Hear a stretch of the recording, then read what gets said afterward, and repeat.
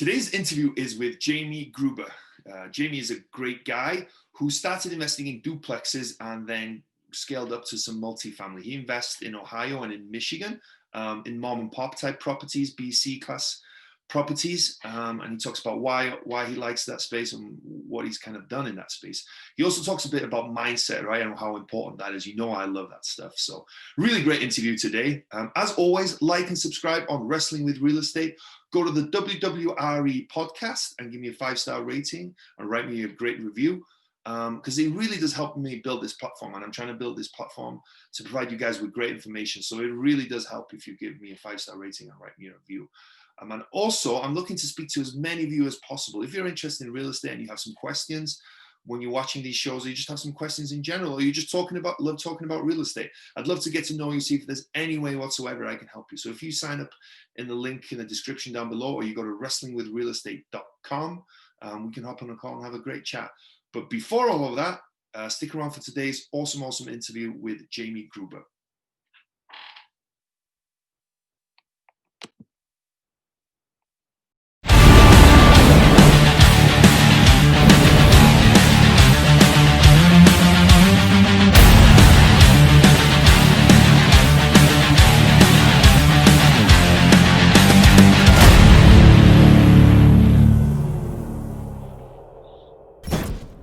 Hello and welcome to Wrestling with Real Estate, where we look to chokeslam all your real estate problems. I'm your host, former WWE wrestler and now Cirque du Soleil performer, and of course, multifamily real estate investor, Barri Griffiths. Now today we have Jamie Gruber with us. How are you doing, Jamie? I'm doing great, man. I'm excited to be here. That intro was exciting. I got to do something, right, to try and get everyone hyped for the show. So it's cool, man. We had an awesome conversation before this, right? But it wasn't necessarily about real estate. It was about vacation and all that good stuff. But before we dive into the conversation today, which I know already is going to be an awesome one, do you want to give us a little bit of idea about your background and kind of what you're up to now and what you're focused on? Absolutely, yeah. So I'm a W-2 guy. I've been with the same company for 20 years. I'm in the insurance industry. I run a claims organization for them. And you know, along the way, I kind of tripped into real estate at one point moving between where I'm from, which is New York, and eventually Boston. You know, I kind of became an accidental landlord. That was my first experience with real estate, and it took me a while after that to really dive back in and decide that I wanted to go further with it. And I could talk about that as we go. But eventually purchased a couple of duplexes, purchased a couple multifamily properties, and since then I moved to Michigan, and I own most of my stuff out here in the Midwest, in Michigan and Ohio. And yeah, man, we're my partner and I, Ben, are trying to find more deals like the ones we have. We've kind of focused in on mom and pop value add B- C+ property. Very popular niche, I know, but it's a good niche to be in. It's a great place to be as far as you know, getting cash flow and the upside on appreciation. But yeah, that's kind of the arc of my career. Still have my W-2. I've become heavily committed to mindset work. We talked about that before, and even last week when we were chatting. And multifamily real estate has become really that niche that I feel serves me best. On the personal side, married, 2 young boys. I wrestle with them constantly, so I got to come up with moves to finish them off sometimes. But yeah, that's me. That's me in a 45-second nutshell. Awesome. How your boys are 2.5 and 6, you said? 5.5, almost 6. Yeah. Yep. Okay. What are the names? Sebastian is the older and Julian is the younger. Okay. I'm sure they run you ragged, huh? Oh yeah. Especially the little guy. He's a little ball of energy. That's awesome. You've been in insurance, you said, for 20 years. 21. Yeah.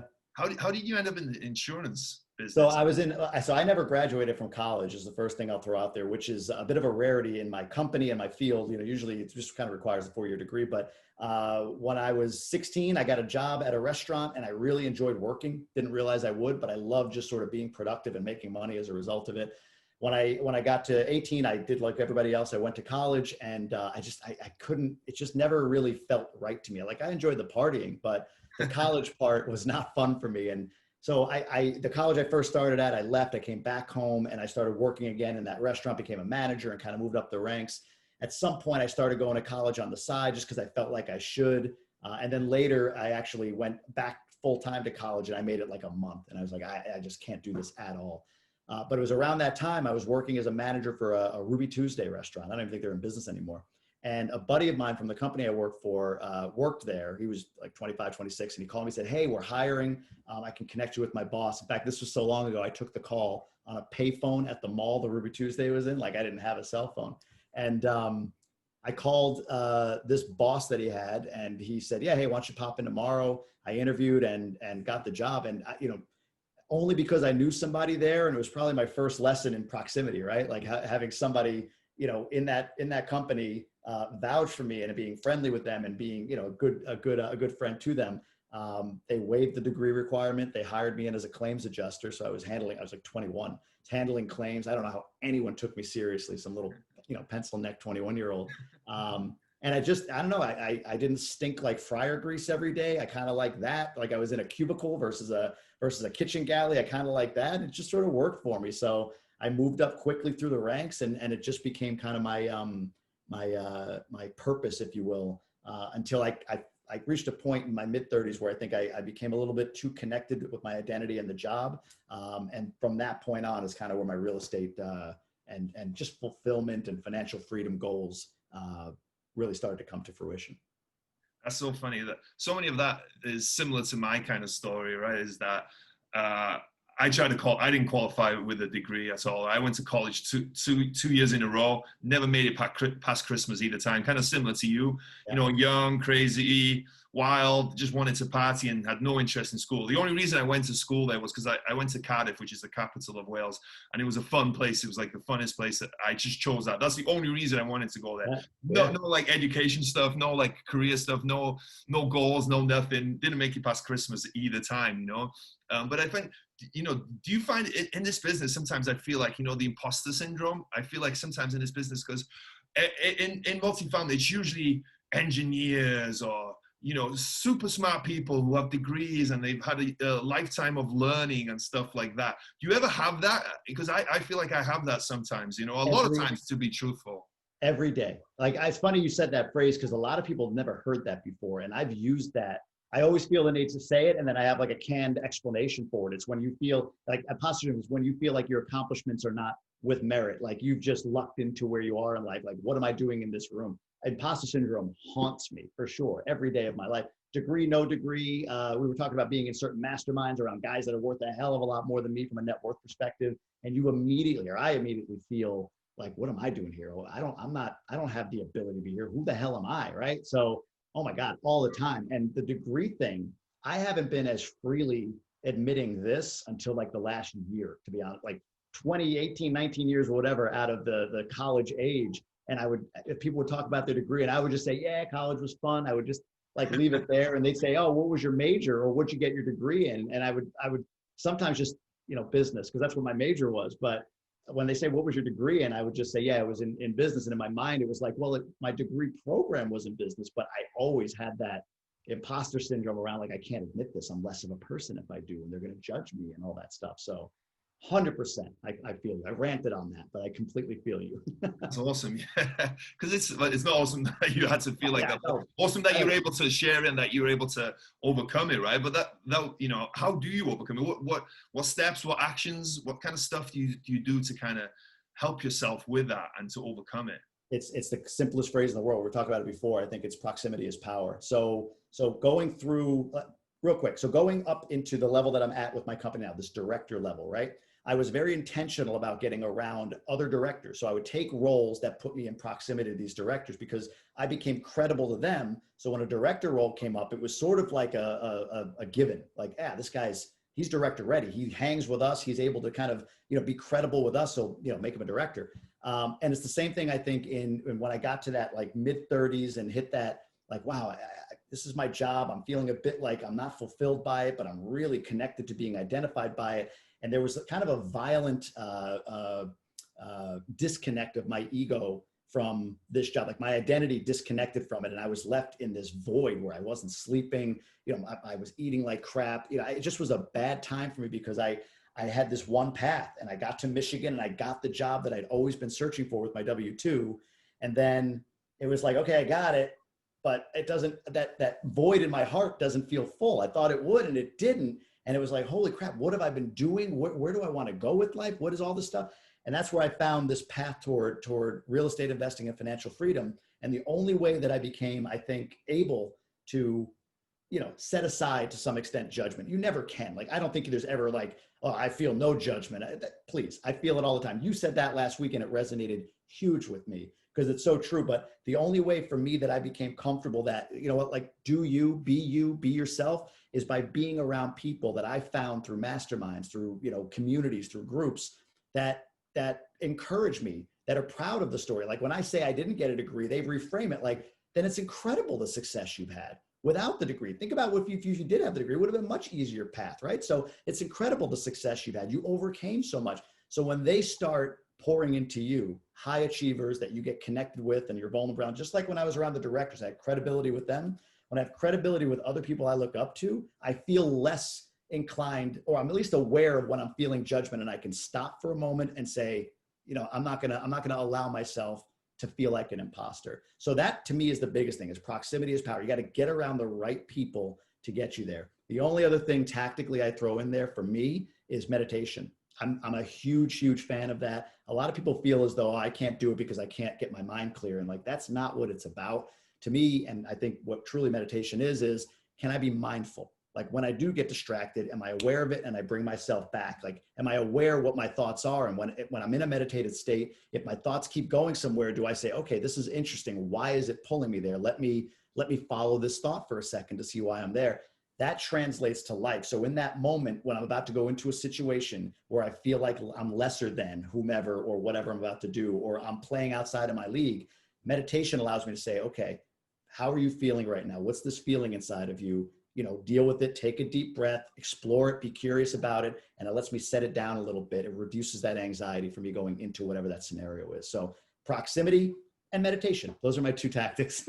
That's awesome. Yeah, but meditation, like I've done meditation and I just don't stick to it for some reason, but it's exactly what you have 100 times better than me at it, I'm sure. But it's almost like taking your thoughts and putting them out there. Like they're almost like they're in front of you. They're in bubbles almost, and you can see them, right? And you see them, you notify them, and you're like, okay, I'm feeling anxious, I'm doing this, I'm getting sidetracked, and you kind of see them. And I felt that when I've meditated, that I have that. It's not about, concentrating on your breathing or whatever. It's like that mindfulness, right? Or whatever it is, it really does help. And it gets you disconnected. Like there's this great app, Waking Up by Sam Harris. And I do the Calm app. I love the Calm app. It's got great content in there. And I use that each day, like a quick 10-minute meditation every morning.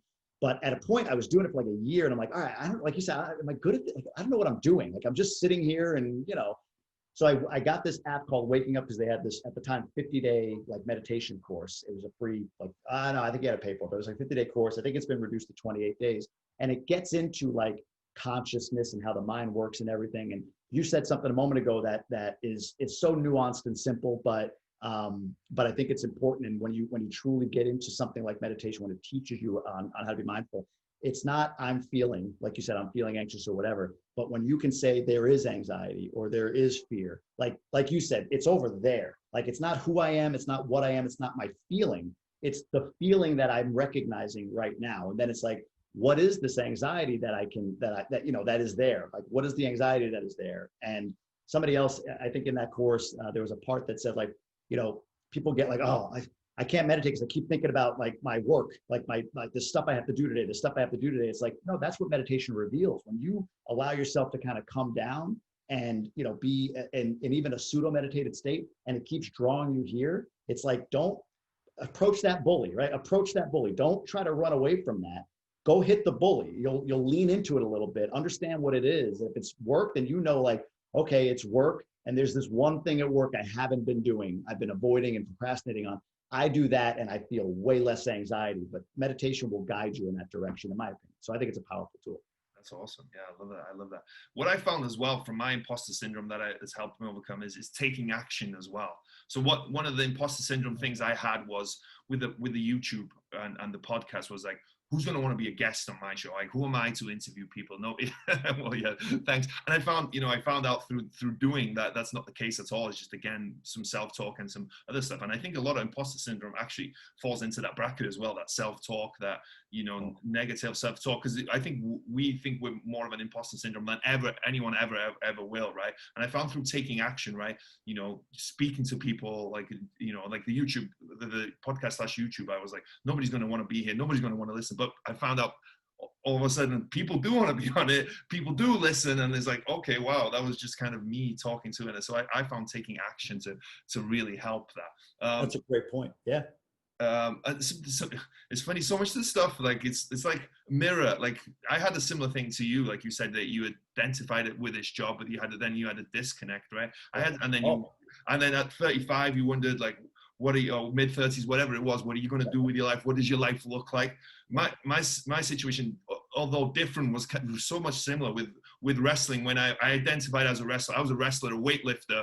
I went to the gym. I was this big, strong guy. I did this, I did that. And I was identified that. I had that identity and I didn't realize it, right? I was just doing it at the time. I just threw dumbbells around and not really understanding it. And then once the dream of WWE and my wrestling career kind of came crashing down, I had to like sit down and have some really like serious talk with myself, right? I had to like understand, like, who am I? What am I doing next? What does my life look like? And it was rough, right? I don't know how it was with you. And I kind of led me to real estate, I think, as well, to some extent. It was that tough talk. And it's funny how some bad stuff, or whatever you want to call it, some negativity can lead to positivity, because I think that led both of us to real estate, I think, right? Had we not had that identity crisis and that rough time or whatever, we might never have found real estate. I don't know if I would have, to be honest with you. Never.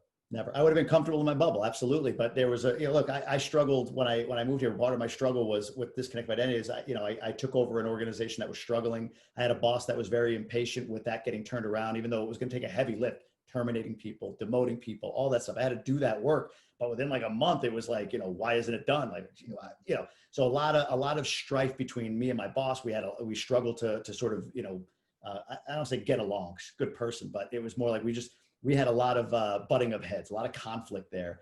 So on top of it, I felt less than. I kept feeling less than, and it was like, wow, I've really connected myself to this identity of being this thing, and I don't think I would have ever without her. Thankfully, like I look at it like, why am I being persecuted? Why am I being, why is she coming down on me so hard? But without that, I wouldn't have taken the next step. And to that point, like being in some of these groups and around some of the guys and gals that I've been fortunate to, that I found by this sort of like redirected life path now around, no, I want to feel fulfilled, and real estate seems to kind of do that for me. But in that path was my train of thought just kind of went sideways on me. But I was saying about my boss, thank goodness for her. I forget. But anyway, yeah. My boss ended up being a savior. Oh, I remember now.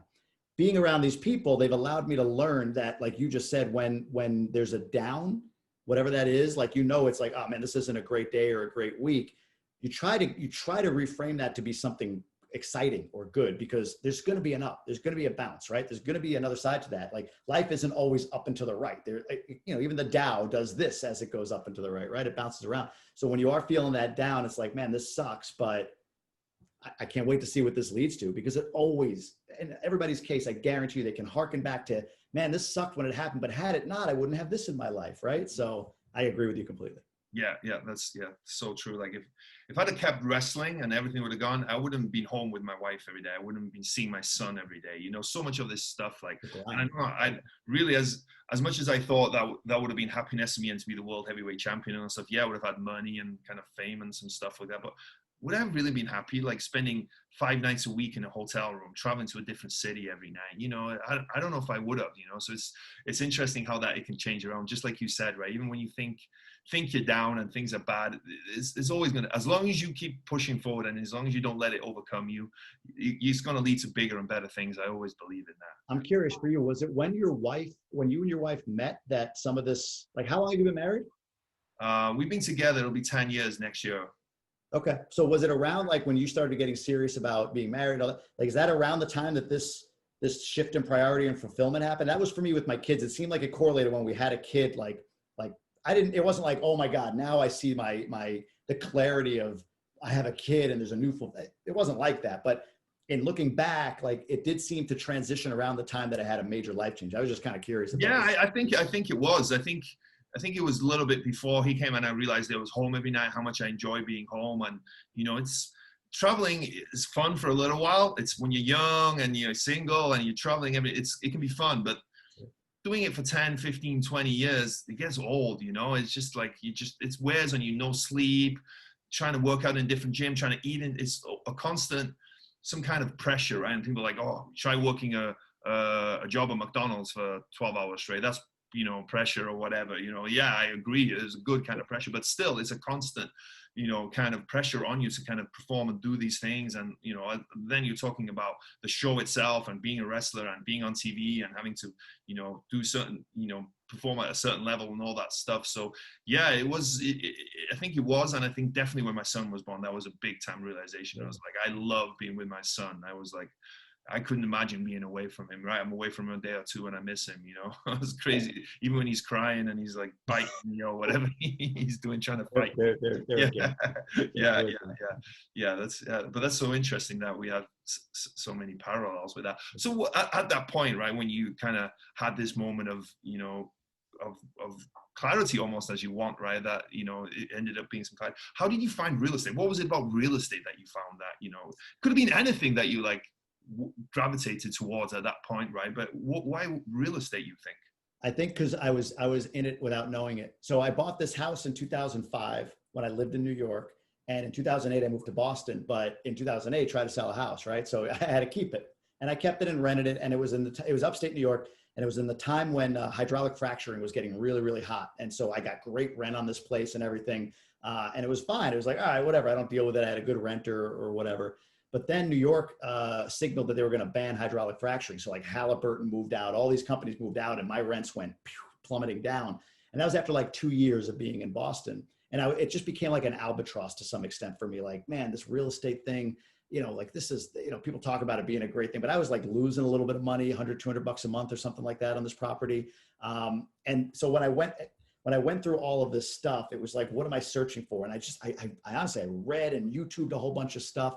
And a lot of financial freedom, like a lot of the stuff around financial freedom seemed to go back to this person, even if like Arnold Schwarzenegger, like I remember reading about all these people and how they invest in real estate. Like, okay, interesting.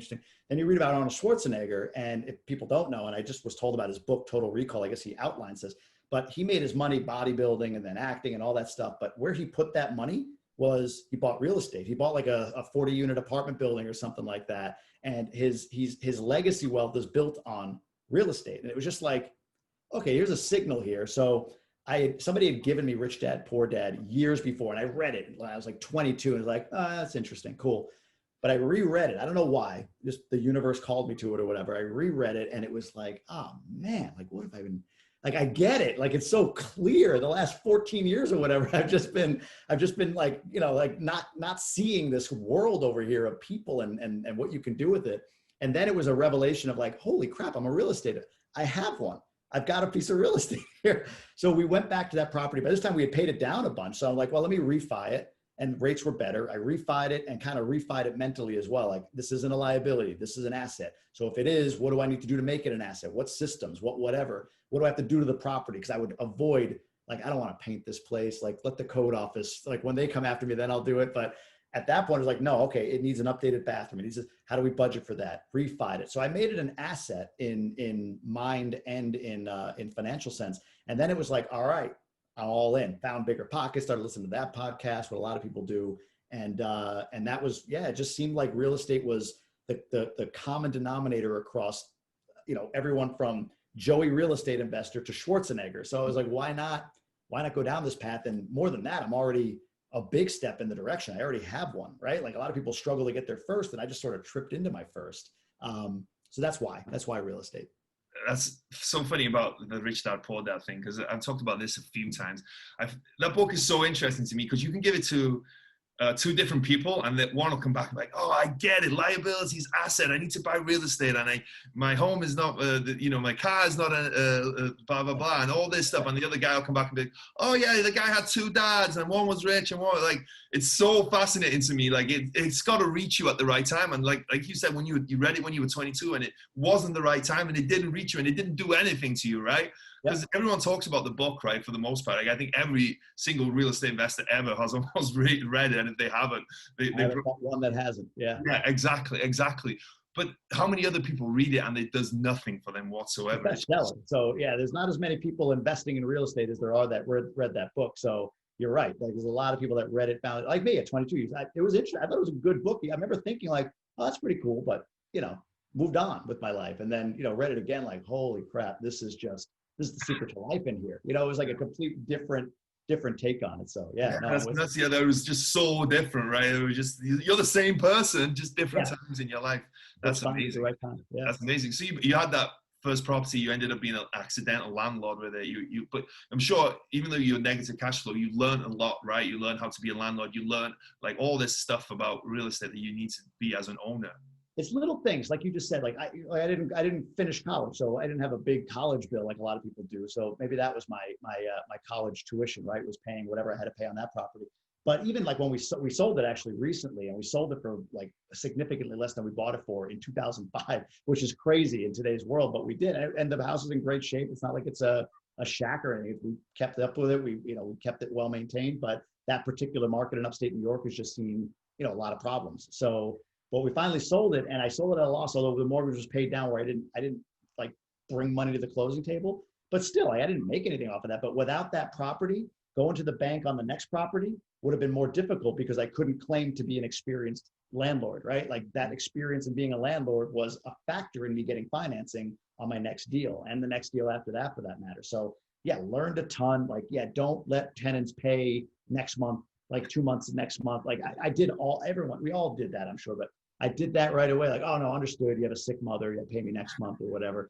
All the mistakes. That's the one that jumps to mind. But learned a ton on what to do, what not to do. And again, it gave me the experience necessary, even just to get financing for the next one. So yeah. That's cool. Yeah. And so then, where did your portfolio grow from there? What was your next few purchases? So I lived in Boston at the time. This house was in upstate New York, about 4.5, 5 hours away. And we wanted to focus in the Boston market, but like Boston, LA, Miami, it's ridiculously expensive. Like I could never understand how people bought the property they didn't cash flow, unless they were just putting cash in and accepting like 3% cash on cash return, I guess. And appreciation plays galore, I suppose. But for me, we were looking at a market and we found one or two in Mass, and we just weren't, like everyone else found it at the same time in Massachusetts because it was cheap, inexpensive property, and that's the only place that you can cash flow. So every investor was there. So I went back to New York because my parents lived there, and I was like, well, let me look around here. And I pulled up MLS at that point, Zillow, and I saw these 4 properties, like well, I guess they were in a row because they were like the 4 cheapest.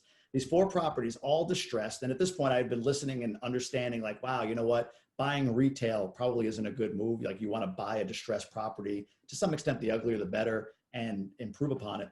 So I called the realtor, same realtor for all 4, same owner for all 4, out of state. You just let these properties go, and they were falling apart. So we went in, and I made an offer on all 4 properties and got them under contract. Then we went through and did the inspections, and 2 of them were just a little too far gone for me. Like needed to jack up the foundation on one. The other one, like half the house had to be torn down. It was like, so I broke the contract, but the owner through the agent said, do you want any of them? And I was like, yeah, I like these 2, and negotiated a price on those 2 duplexes. And we bought them in 2017, just as I was moving to Michigan. We literally closed and moved the next month to Michigan. So got even further away. And we bird them, buy, rehab, rent, refi. We bird them. It took a while for us, like 1.5 years later, we finished the process. So, yeah. So were they bought as one purchase, or were they bought as 2 separate purchases? 2 separate purchases, 2 separate loans. Yeah, they were like 2 buys at the same time. Combined together, it was like $170,000 that we paid for them. So they were pretty inexpensive. That's interesting. But what gave you that comfort, right? So it's one thing it was a big step in itself to buy. So you buy the first one, you buy it to live, right? That's completely different to buying an investment property, especially for the first time. I don't know how you were. When I bought my first investment property, I thought the sky was going to fall and everything was going to go wrong, right? You get, you get nervous about everything at that point. But to buy your house you're going to live in, because you're going to live in it, is a lot different, right? But to then go buy 2 investment properties at the same time that both need, I'm guessing, right, a good amount of work, right? They were more than I projected. Yes. Right. Yeah. More than yeah. Estimating rehab when you start out isn't the best thing in the world, right? You're going to be off a few percentage points. But how were you able to kind of was your goal and your vision at that point pretty strong? Is that what it was, or how were you able to kind of do that and move forward, or were you just I don't know, like me sometimes I think I'm just too dumb that I realize what I get myself into. What do you think that was? little of that too. But no, I think you said it before, and it was a good point. Like, action creates action. So it was like, all right, this real estate thing is interesting. I read this book. That's cool. What should I do next? Let me go to a real estate investment meetup. And I would go to this one that was not far from my house consistently. And you just start to, what seems big and scary just starts to become like, I'm around these people, proximity again, right? But that was an action I was consistently taking. It wasn't like I'm buying property today and I just went full bore. It was like, let me go to this real estate meetup and I'll go back consistently. And I would read, blog posts on Bigger Pockets, and I would listen to podcasts, and I would do all of these little things that it made owning property seem like normal. Like it was just what I'm supposed to do. Like everything around me is about this. So I just sort of immersed myself in that world. And look, not to fast forward too much, but you talked about it when I interviewed you, how I think you talked about it, or maybe it was when we were chatting on the phone, but how now to this day, like $1 million property, you're looking at like, I'm gonna make $1 million offer on that property. Like I legitimately can say that, as can you, on a multifamily property without blinking. It doesn't sound big or scary, but holy crap. Then $1 million. Somebody told me they bought a 16-unit property, which is my first multifamily. I'm thinking this guy is balling, like balls the size of this computer. Like, holy crap, 16 units. Now I feel inferior with a 16 unit next to the other guys. I see like, yeah, I just bought an 88 unit or a 200 unit. You know what I mean? Like, so that was it. I got around it. I took these little steps, go to this RIA meeting, go to this RIA meeting, go to this RIA meeting, listen to this podcast. It became kind of normal. And yeah, it was like, I knew the market I was buying in. I knew what price point would make sense for me. I gave myself an idea of rehab costs, and even just looked at like, I'm pretty confident on the back end of what it's going to be worth if I put this money into it. And it was just like, I remember saying, if they come to this price, then I have to buy in the negotiation. They actually, on my first counter, they came to that price, like the price that I said I would buy at. And thankfully for me, again, listening to enough other people talk about this scenario exactly, like I didn't just say yes because I was at my price. I kind of like, well, let me come back at another price, and I actually got a 10,000 under what I was willing to pay for it, right? So it was sort of like, okay, am I full of it or am I not? Because I've done all this work to make myself a real estate investor mentally without a property, maybe other than the one I had. I found the properties. I feel like internally, I feel good about how I've analyzed these, whether I was off a bit or whatever, doesn't really matter. And I'm getting exactly what I said I wanted now at the price point I wanted in the market that I wanted. You know what I mean? Like, it's like crap or get off the pot at that point, right? Like, I had to. So I think that was it. Just the little action steps, proximity to people that were doing this every day. And it just became normal. It became what I'm supposed to do. Yeah, and that's awesome. That proximity again, but it's so true. It's like that. As you were telling that story, the $1 million story came up in my head, and I'm glad you said it better than I could have. But $1 million, when you start out, it just seems so scary, right? All these zeros and like the number and the $1 million mark, and it just like, I have no right to buy $1 million. Who am I to buy $1 million? All this stuff, right? And then you start surrounding yourself, listening to podcasts, reading articles, educating yourself, talking to people, meeting people, going to events, doing all this stuff, and you're like, $1 million, that's nothing, right? I almost, like to start off with, it would have been such a sense of achievement to buy $1 million properties. I could have been like, yeah, all my people that don't know real estate, I bought $1 million property. I'm such a big shot, right? You know what I mean? I've made it. But then you start talking to other people, and just like you said, you're almost embarrassed to say, oh, I bought, you say it under your breath, I bought $1 million property, right? Because they're doing $20 million properties. They're doing $30 million properties. They're doing all this big stuff. So you want to surround yourself with people. And if you surround yourself with real estate investors and you're in that real estate bubble, right? People are doing this all day, every day, right? They're taking down deals. They're doing deals. They're talking about it.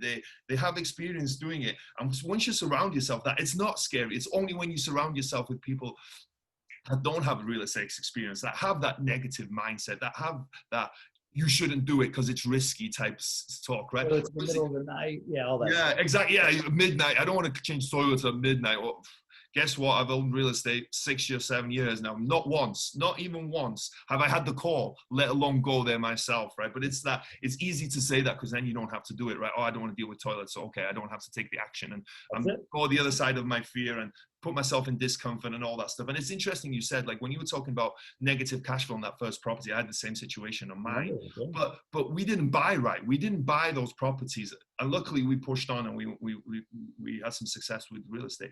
But those are the people that are going to go on Bigger Pockets or on Facebook forums and say, oh, you shouldn't buy real estate. It's a bad investment. No, real estate is not a bad investment. You did a bad job of it, right? And not intentionally. And this is not to knock them, but you did a bad job of it. We did a bad job to start off. We bought properties that weren't good rentals, and they weren't supposed to be rentals. They were supposed to be lived in, but we turned them into rentals and they were negative cash flow. We could have then gone and put that negativity on other people, but thank God we didn't. And then those other people could stop that. The reason I hate that is because they can stop people going into real estate. Oh, my friend told me that they lost money on real estate. Well, did you ask them why? What happened? How they invested? You know, these are the things, and it drives me crazy when I see that, because real estate done right is amazing. Real estate done right is amazing. Look, I'll tell. I think real estate done wrong the first time is amazing. Like to that point of reframing, like I said before, like when something goes wrong, looking at that is like, well, there's going to be an up from that. Like one thing I've been critical of, not critical, that's not the right word, but I've said a lot in content that create or whatever, when people talk about getting their first deal, my feedback is always like, buy one. Like, I'm not saying like just like that one bought, whatever, just pay whatever. That's not what I mean. But generally speaking, it's like, all right, get an idea of the numbers.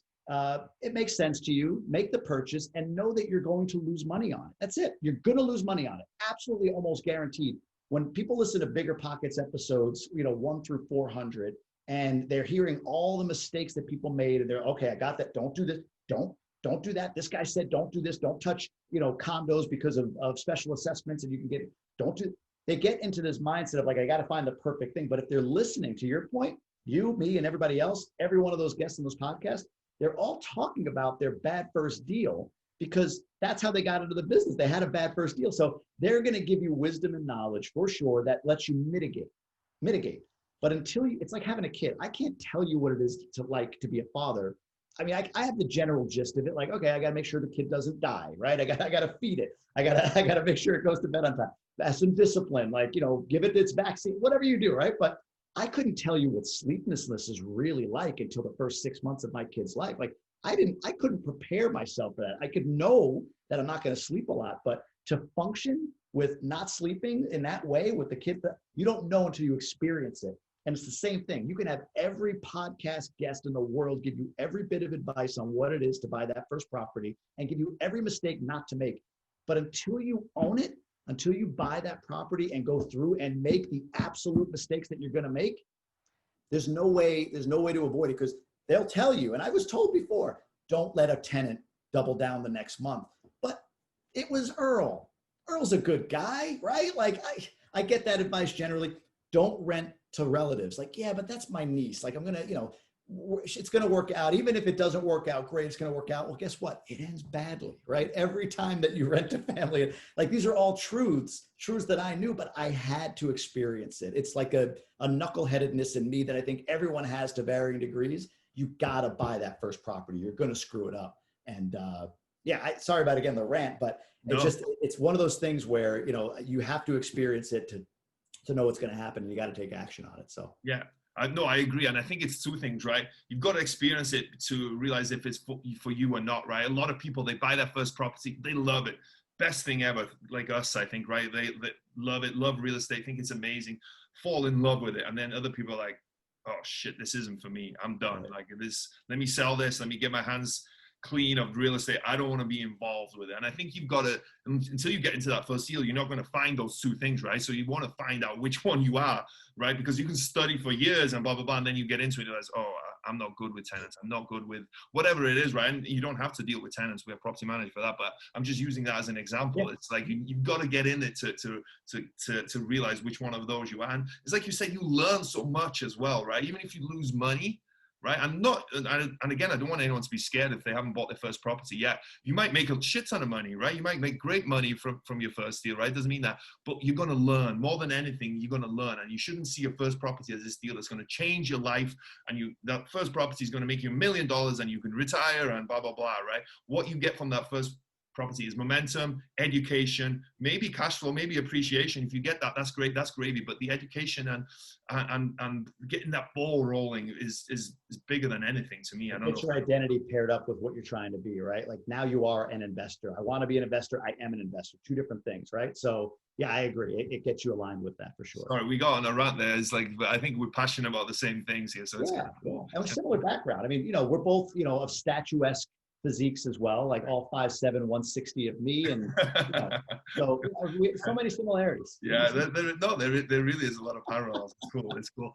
So obviously now you're pretty much very focused on multifamily. Would that be correct? Yeah. After the 2 duplexes, it just made sense. So yeah. Okay. Those first ones?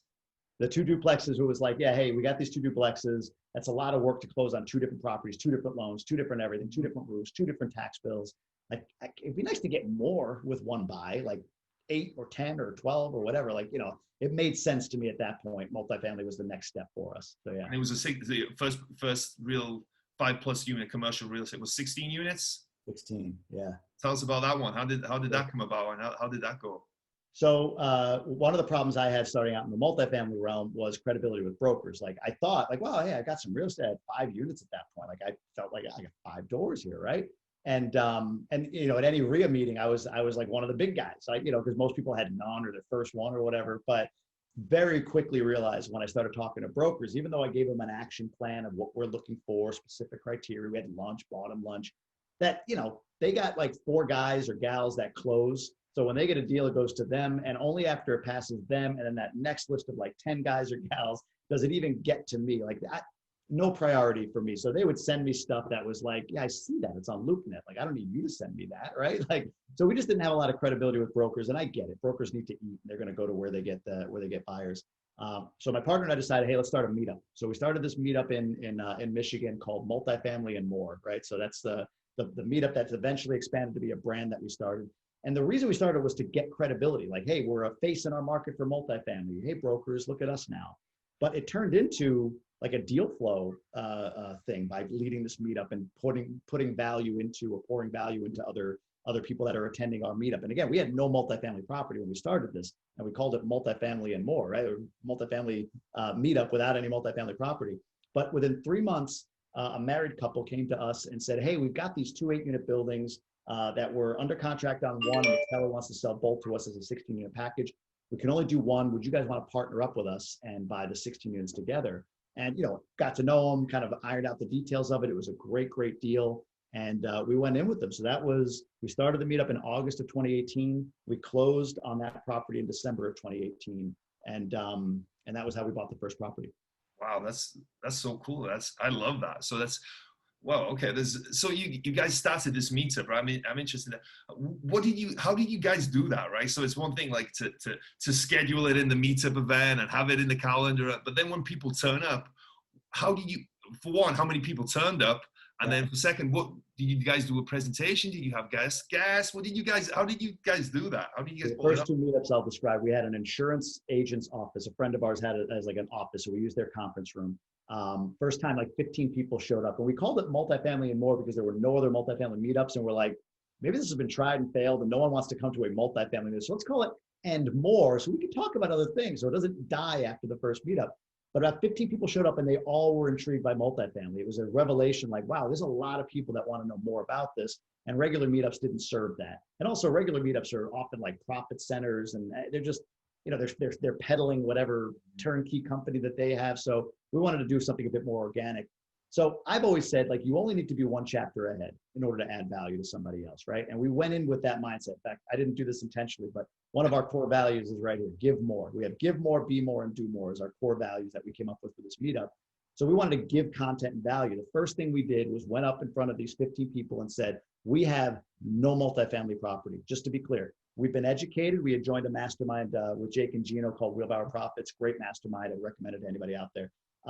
So we've been educated on how to buy, how to finance, and all that. We had some good information. They taught us how to build a business plan. And when we went in, we were like, hey, look, we don't have any multifamily property, but we're moving in that direction. If any of you do, please feel free to contribute to the conversation. But what we're going to show you today is what our business plan looks like. This is the plan we give to brokers and property managers and anybody else, banks, And we put it up there and people loved it. It was most, if not all of the room, had, I think one guy had like a bunch of units and everybody else was pretty much like brand new and curious about multifamily. So for all of them, they got something out of that because we were simply one chapter ahead. We had a business plan, they didn't, but we were the same on the level of being a multifamily investor, a big goose egg in that regard. But we had a business plan that we could show them, and that was great. Second meetup, my partner Ben, who's more analytical than I am, and he's very like low key. I was like, dude, he lives in Florida. Fly up next month. I did it in the first meetup. Ben's gonna fly up next month, and he's gonna do an analysis for all of you. And he's like, oh, yes, yeah. So he throws up this underwriting analysis, and that time in the room there were like 4 syndicators. Like one was on a couple of podcasts because he just retired at like 38 from buying 300 units or whatever. So Ben's sweating bullets, but same thing. We never claimed to be more than we were. For many people in that room, Ben's presentation added value. But we also would ask like, hey, so-and-so, what do you think? Is this on point with what you see? And it became more of a conversation and so on and so forth. So I think it was just, we were authentic. We never pretended to be something that we weren't. And we led with value. That was it. Whatever we can contribute to the group, we did. And it resonated. So that's how we kind of built the brand out. So the secret is having a partner and volunteering them to do all the work. 1000%. 1000%. Great book. Who, not how. That's what you have to ask yourself. Who, not how. Ben's my who. I said that last week. Yeah, I love that. That's really interesting. Yeah. Who, not how. Yeah. So with this meetup event, how did you guys get 15 to start off with? Because I started one last year and it kind of petered out. But the first one I had 3 people and one of them was my friend. So I had 2 people. How did you guys get 15 to start? Was it just a simple case of putting it up there, or do you guys advertise it? Or how do you market it? So I don't know if Meetup lets you do this anymore, but when I went on meetup.com and I added the meetup and, put it out there. And then I went around to other meetups that were like somewhat related. Like, it might've been like a flippers meeting or like a financial freedom meeting or whatever, but like not necessarily, like there was really no other multifamily meetup. And I literally had like a copy paste like direct message that I would send, and Meetup doesn't let you like send a broad message to everybody in a meetup group. So I literally at night would sit in my bed before bed and like just as many as it would let me before it would just be like, you've sent too many messages. I would just copy paste to every member of all of these different groups to say, hey, heads up, doing this meetup. It's called Multifamily and More. And we had created a Facebook group as well and said, here's the link to the meetup. Here's the link to the Facebook group. We'd love for you to come and check us out. And in the Facebook group, so I believe that Meetup is a great platform for the meetup. People just kind of find you and they look for it. But Facebook is a great place for interaction, for that community piece. So in the Facebook group, when people started kind of coming over to that, like I was going live, I was dropping content in there. If it was like articles or motivational quotes or whatever, and we began to kind of shape our brand in that Facebook group and add value to people in the best way we knew how. So it was like touches in between. So before the first meetup, there was like a sense of who I am because I was live and I was, in front of people in this group, in this Facebook group. And then between the second and third meeting, I just was able to kind of ramp it up. But a lot of it was sort of guerrilla marketing to everybody I could find, like literally just hundreds, maybe thousands of direct messages. Like, hey, it's just like direct mail marketing, right? It was, hey, got this meetup. Hey, got this meetup. Copy, paste, send, copy, paste, send, like that's what I did and at some point meetup would like just not work anymore. And I have to put the app down and then do it the next morning and then do it again at night. And I think they may be hip to that now, but like they don't let you do that anymore. But that's how I went about it. I just found as many people as I could. No, but that's cool. That's cool. That's just doing like what most people wouldn't, right? And just having that determination and that work ethic to do that and to kind of to send all those messages, right? And put in all that time to do it. So then you get, and it worked out, right, to get a 16 unit from that. Like so what was it about that deal you guys liked? How did you guys do it without a broker? Did you guys do the transaction just between you guys? Tell us a little bit more about that deal, I guess. No broker on the deal. In fact, this 22 unit that I'm part of as well, I'm a smaller partner in that 22 unit. We didn't do a broker on that one either. That it was also found through this networking community. But the 16 unit, the reason it was great was it literally checked every box that we learned through like the Jake and Gino stuff and all of our education, which was mom and pop, below market rents, CapEx, deferred maintenance on the property. Like it was like check down the line. And just the dynamic of that market where you could see rents going to, or what we thought we could see rents going to, along with the what we knew the cap rates to be and what the potential value would be per door after rehab. it all worked. So it was a elderly couple that owned it. They were both in poor health, unfortunately. And they, I think the people that brought it to us, the couple, our former partners, I'll get to that, but our former partners that brought it to us, they were in a lawyer's office for something. They were chatting about wanting to buy multifamily. The lawyer's like, oh, I got a friend who's this old guy that's trying to sell his. They connected him, and that's how they got that deal and then brought it to us. But the rents were an average of $578 a door. He hadn't, like once we did our due diligence, he hadn't moved rents for anyone. Like one lady was there in 1999, was the last lease signed, and her rent was the same. It was like $525 a month or whatever for the last like 18 years. And so he never moved a rent. He would sign a 3-month lease with people and then let it go month to month. And he had 2 2-bedroom apartments that he wouldn't advertise as such because he didn't want kids. So they were the same price as the 1-bedroom apartments. And yeah, the maintenance, there was a maintenance guy that like in unit 1 kind of thing. That was their maintenance guy who was, like the place was so, it's like, you can't see, he's not a good, he's a nice guy, but he's not a good maintenance guy. So all of those things just kind of worked. And it was, like I said, with the duplex, like everything I wanted, it fits. Like, so am I or am I not? Am I going to jump or am I going to run away? Fight or flight here is like, this checks every box, and we bought it. So yeah, that's kind of why it works so well. That's awesome. What do you guys buy it for, if you don't mind me asking? We bought it for $755. So it's about $47 a door that we bought it for. Again, rents were $578. We had a business plan to get to $700 a month in rent. It's a smaller submarket of Ann Arbor, Michigan, and there's not like a lot of, like there's 2 other buildings in town. One of them is the other half of what we own. Like it should be a 32-unit complex. 16 are owned by one guy, 16 are owned by us. Like we've been trying to like bring them together, but no luck so far. And then there's like one other 8-unit complex. So comps they're all like mom and pop owned. So we said 700 thinking like that would be good. We're renting our most recent unit for $925 that were just turned. Yeah. So like the rents are really great. But so we did that. We had a clear plan for cutting expenses. Like our partner called the trash company, like, hey, this feels a little high. She's like, yeah, the trash, it is high. The guy just never called to ask us. So would you pay this like half the price? We're like, yeah, sure. So just that one call, like knocked the trash bill down. We went in and we improved the common areas. We replaced one roof, all part of the plan. And then unit by unit, we would use cash flow to turn them as we had people move out for whatever reason. And we converted it from smoking to non-smoking, and we allowed pets. Those were kind of the big pieces of how we got it to where we wanted it to be. That's interesting. So did you guys have the capital for the renovations up front, or were you guys planning to do it through the cash flow? Because you said there that you guys did it. Okay.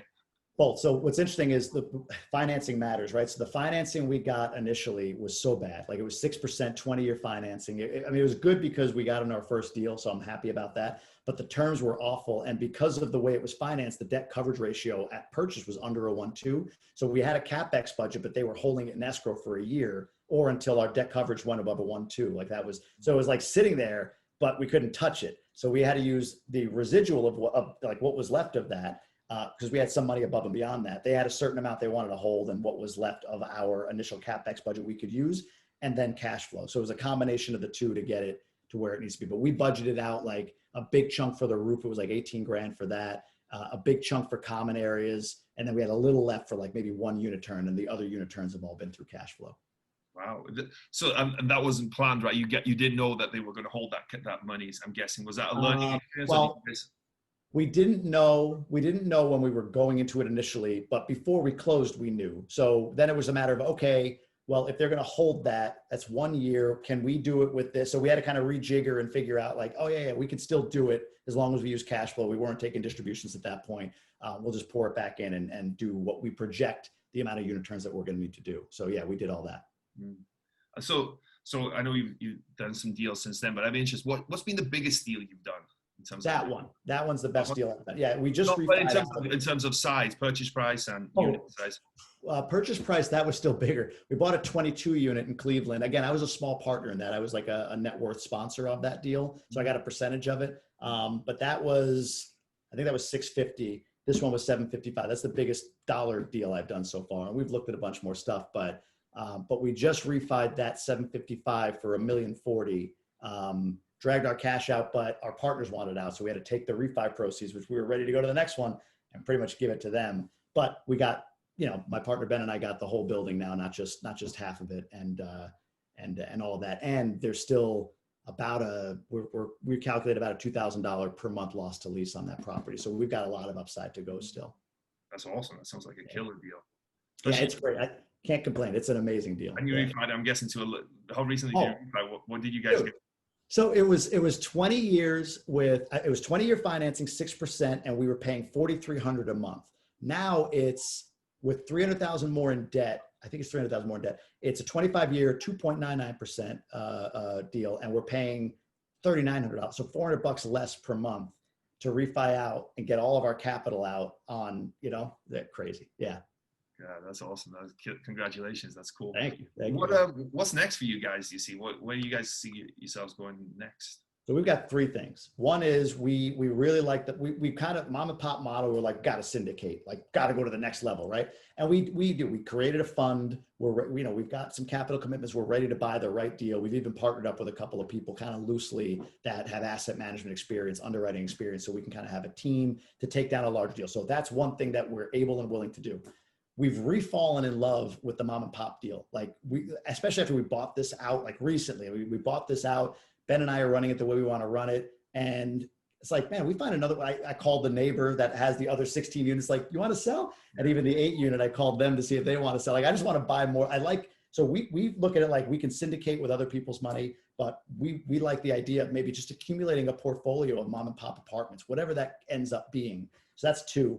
But a passion play that Ben and I had never really realized we would have is with this multifamily and more community. I mean, we've grown it to 22 chapters, 10,000 members nationally. It's like, it's a brand suddenly, and we add a ton of value to a lot of people. So we've been spending a lot of time on just that as well, because we love it, we enjoy it. And honestly, it's brought both of my multifamily deals to us. It's, we've gotten capital commitments from it, but that was the reason we were doing it. And we flipped that to like, we really enjoy adding value. And then we just know that this other stuff will come, but that's the third piece. So syndicate, mom and pop, but then we're really all in on this multifamily and more brand and growing it. So exciting stuff.